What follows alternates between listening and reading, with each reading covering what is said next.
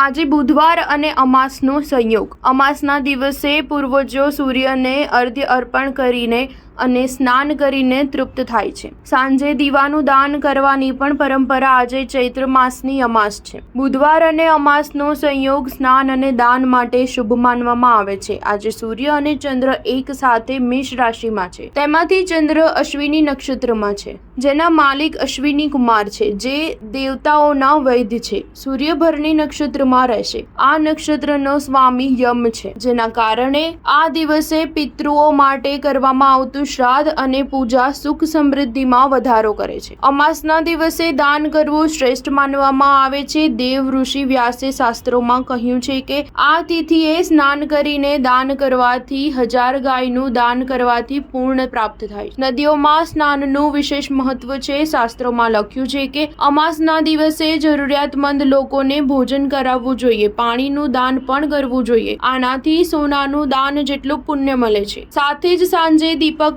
દાન કરવાથી ભગવાન યમ પ્રસન્ન થાય છે। આમ કરવાથી તમામ પ્રકારના દોષ દૂર થાય છે। સ્ટાર ન્યૂઝ 7 હંમેશા સચ્ચાઈની સાથે।